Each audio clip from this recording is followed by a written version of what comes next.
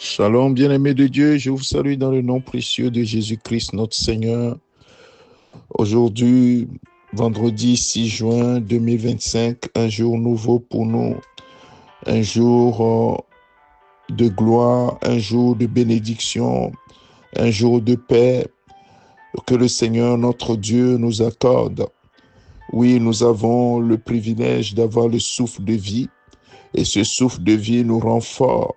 Ce souffle de vie nous rend des hommes et des femmes d'espérance, parce que nous avons la possibilité de mettre encore notre espérance dans le Seigneur. Et ce matin, j'aimerais parler de la paix de Dieu. Et mon frère, ma soeur, ma prière pour toi, c'est que tu reçoives la paix du Seigneur, la paix de Dieu. Et cela est une paix, c'est une paix particulière, c'est une paix différente. La parole de Dieu nous dit dans 2 Thessaloniciens, chapitre 3, le verset 16, que le Seigneur de la paix, vous donne lui-même la paix en tout temps et de toute manière. Que le Seigneur soit avec vous tous.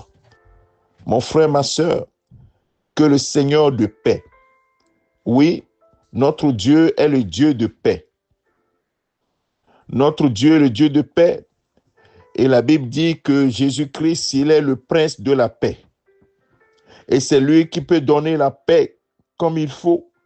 Et ici, qui vous donne la paix en tout temps et de toute manière. En tout temps. Bien-aimés, dans les bons moments et dans les mauvais moments. Dans les moments de difficulté, dans les moments de facilité. Oui, il y a des situations dans notre vie qui enlèvent notre paix.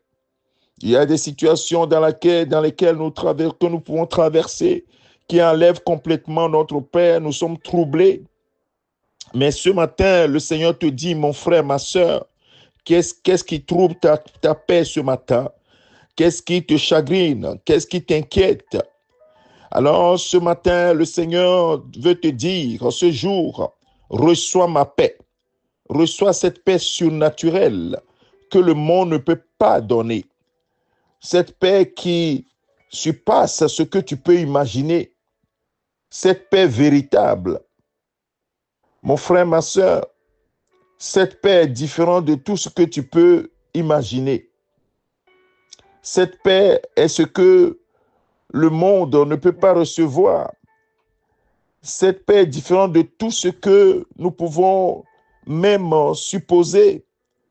Parce qu'aujourd'hui, quand nous sommes dans le manque, notre espérance est que nous puissions combler ce manque, combler ce manque nous apportera la paix. Mais bien-aimés de Dieu, les choses de ce monde n'apportent pas vraiment la paix. Parce que si tu as beaucoup d'argent, cela va te troubler également. Comment je vais faire pour garder mon argent pour que personne ne me le vole? Ainsi de suite, ainsi de suite. Donc, ça veut dire que combler tes besoins n'apporte pas forcément la paix. Les choses de ce monde n'apportent pas forcément la paix. C'est l'auteur de la paix qui peut te donner la véritable paix. Et Jésus-Christ, avant de partir, a déclaré quelque chose à ses disciples qui devraient être troublés, qui étaient déjà troublés et qui vont être encore troublés par la mort tragique de leur Seigneur et leur persécution. Le Seigneur leur dit dans Jean chapitre 14, le verset 27, « Je vous laisse la paix, je vous donne ma paix. Je ne vous donne pas comme le monde donne. Que votre cœur ne se trouble point et ne s'alarme point. » Est-ce que quelqu'un ce matin écoute ce cri du Seigneur pour dire, ma fille, mon fils, que ton cœur ne se trouble point. Je te donne ma paix. Pas comme le monde donne. Le monde cherche la paix. On cherche la paix par tous les moyens. On fait même des sommets pour rechercher la paix. Mais on voit sur beaucoup d'endroits sur cette terre, il n'y a pas la paix. Il y a plutôt la guerre. Il y a plutôt les conflits.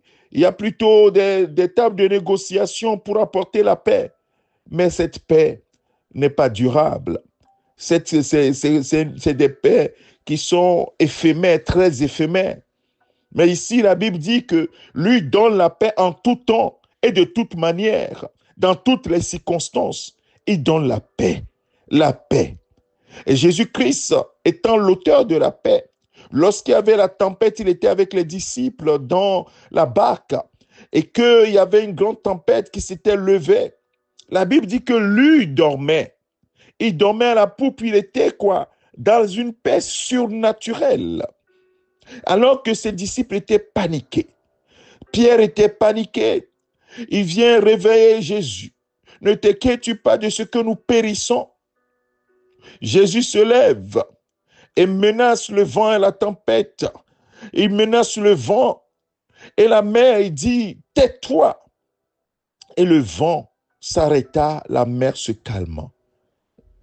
Il dit à ses disciples, pourquoi avez-vous si peur, gens de peu de foi? C'est le prince de la paix, le Seigneur de la paix.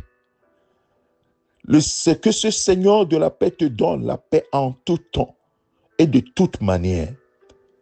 Je vous donne ma paix.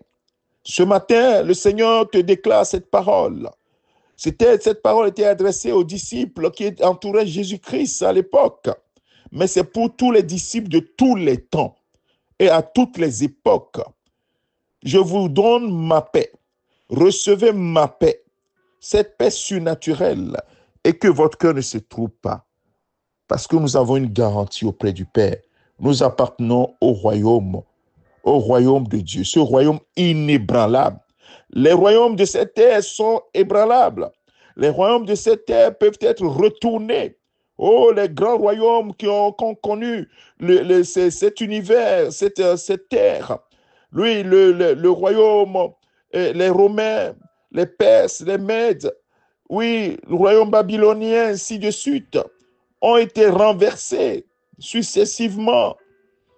Mais son royaume, le royaume de Dieu, n'est pas ébranlable. C'est un royaume où il y a toujours la quiétude. Personne ne peut ébranler ce royaume.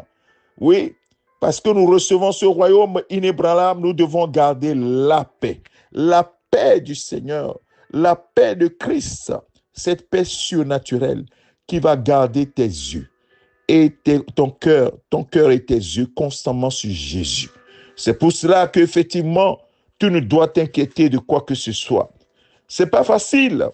C'est facile à dire, mais c'est difficile à appliquer. Je l'admets. Mais c'est ce que la parole de Dieu nous ordonne. Ne vous inquiétez de rien, mais en toute chose, faites connaître vos besoins à Dieu par des prières, des supplications et avec des actions de grâce. Ça, c'est dans Philippiens chapitre 4, le verset 6. Le verset 7 dit, et la paix, la conséquence, et la paix de Dieu, qui surpasse toute intelligence, gardera vos cœurs et vos pensées en Jésus-Christ. C'est ma prière pour toi, mon frère, ce matin. C'est ma prière pour toi, ma soeur, ce matin. Oui, tu as des besoins. Tu es dans des difficultés. Mais la Bible dit, ne t'inquiète de rien. Ne vous inquiétez de rien. Pourquoi, mon frère? Pourquoi, ma soeur? Parce que lui-même prend soin de toi. C'est pas facile. Mais rien ne lui est impossible. Et il n'a pas encore dit son dernier mot, ma soeur. Il n'a pas encore dit son dernier mot, mon frère. C'est pourquoi il te dit, ne t'inquiète de rien. Ceci étant dit, si on te dit ne t'inquiète de rien, mais que tu ne reçois pas la paix, mais tu vas t'inquiéter. Mais celui qui dit ne t'inquiète de rien, c'est celui qui donne la paix également. Alors ce matin, qui te donne la paix? De toute manière, en tout temps, qui te donne la paix? Quelles que soient les circonstances, reçois la paix du Seigneur. Reçois cette paix. Cette paix vient dans ton cœur de façon surnaturelle. Est-ce que tu la reçois en ce moment? Le Saint-Esprit te la procure. Reçois la paix de Christ. Reçois la paix de Dieu. Cette paix surnaturelle, maintenant, reçois-la au nom de Jésus. Reçois-la maintenant. Que l'inquiétude quitte ton cœur. Que la peur quitte ton cœur. Que les plaintes quittent ton cœur. Que la quiétude revienne. La paix surnaturelle. Pas la paix que le monde donne, mais la paix de Christ, la paix de Dieu, la paix du Seigneur remplisse ton cœur et que tes yeux soient constamment sur Jésus-Christ, l'auteur et le consommateur de notre foi. Mon frère, ma sœur, reçois cette paix. Reçois cette paix. Père, merci à toi de ce que tu m'as parlé ce matin, de ce que tu as parlé à mon frère, ma sœur ce matin.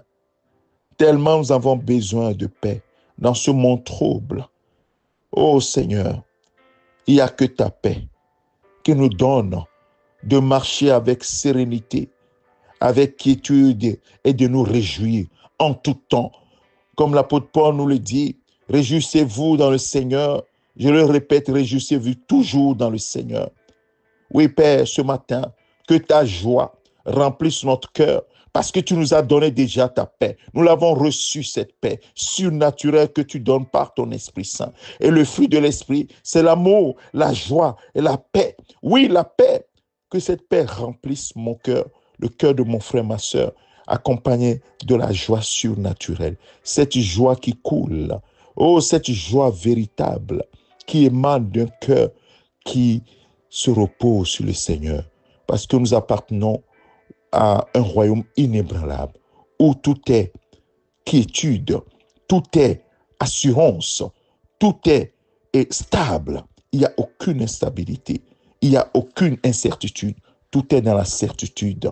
Et nous devons marcher dans cette certitude, dans cette foi. Au nom puissant de Jésus. Merci Père pour l'œuvre que tu as accomplie en nous ce matin. C'est dans le nom de ton Fils Jésus-Christ, Père, que nous avons ainsi prié. Amen. Que le Seigneur te bénisse, mon frère, ma sœur. Merci pour la paix que le Seigneur, dis merci au Seigneur pour la paix qu'il t'a donnée et marche dans cette paix, mon frère. Car l'inquiétude veut venir, dit, il est écrit que je reçoive la paix, que j'ai la paix de Christ. Déclare-le, confesse-le, oui, décrète-le. Moi, j'ai la paix, quelles que soient les circonstances. La paix surnaturelle est en moi. Le Seigneur me donne sa paix par son Esprit Saint qui est en moi. Confesse-le, déclare-le au nom de Jésus-Christ. Je te souhaite une excellente journée. C'est ton serviteur, le pasteur Alexandre. Amen.